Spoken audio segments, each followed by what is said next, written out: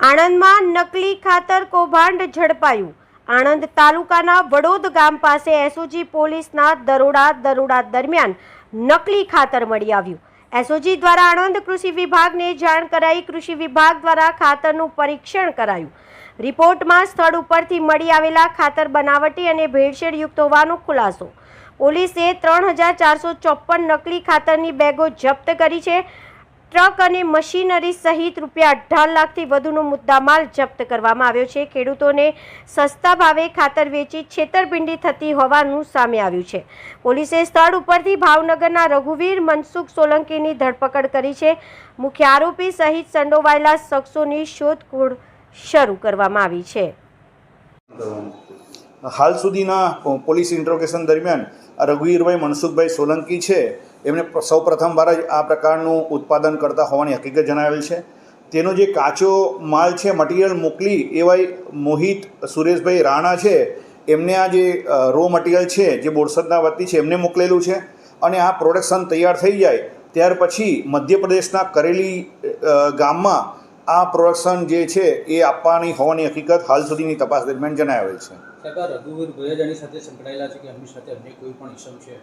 ના, હાલમાં તો આનું પ્રોડક્શન રઘુવીરભાઈ મનસુખભાઈ સોલંકી જ કરતા હોવાની હકીકત જણાવેલ છે, પરંતુ તપાસ દરમિયાન એમને જે રો મટીરિયલ છે સપ્લાય કરનારનું પણ નામ નમૂદ કરેલું છે।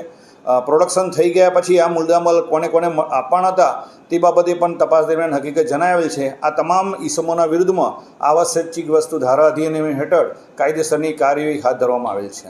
કેવી રીતે આ ઉત્પાદન કરવામાં આવતું, શું મેળવવામાં આવતું? હાલમાં જે FSL અને આ જે ખેતીવાડી અધિકારી તરફથી જે પરીક્ષણ કરવામાં આવેલું છે તેનો જે અહેવાલ છે એને વંચાણે લઈ અને અન્ય પણ એક્સપર્ટ ઓપિનિયન મેળવી આ બાબતની વધુ તપાસ હાથ ધરવામાં આવનાર છે। જી સાહેબ, નકલી ખાતર પકડાવાની ઘટના છે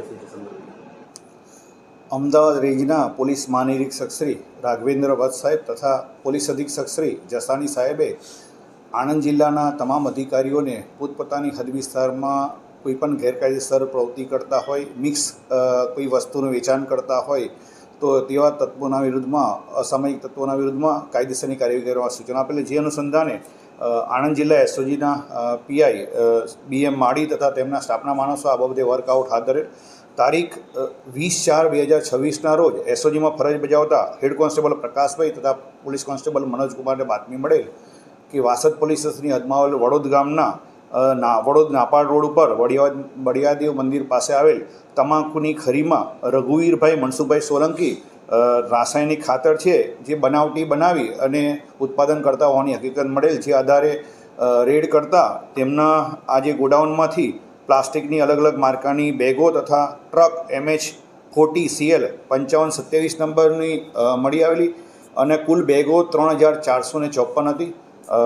આ રાસાયણિક ખાતર છે એ બનાવટી છે કે કેમ તે બાબતે જે તે સમયે FSL અધિકારી તથા ખેતી અધિકારી શ્રેણી પણ મદદ લેવામાં આવેલી હતી અને આ બાબતે વાસદ પોલીસ સ્ટેશનમાં જાણવાજોગ રજીસ્ટર કરી અને એસઓજી દ્વારા તપાસ હાથ ધરવામાં આવેલ।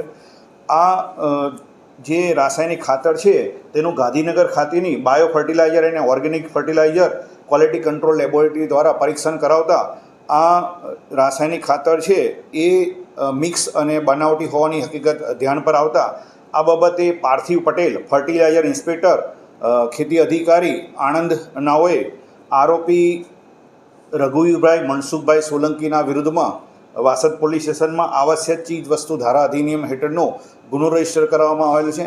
આ ગુનાની તપાસ એસઓજીના PSI HR પ્રજાપતિ કરેલ છે। આમ એસઓજીના PI BM માળી તથા તેમના ટીમ દ્વારા જે તે સમયે જાણવાજોગ દાખલ કરી અને જાણવાજોગના કામે કબજે કરેલ 18,02,555 રૂપિયાનો મુદ્દામાલ કબજે કરી અને આવા બનાવટી અને મિશ્ર પદાર્થો ધરાવતા રાસાયણિક ખાતરની કબજે કરી કાયદેસરની કાર્યવાહી કરવામાં સફળતા મળેલ છે।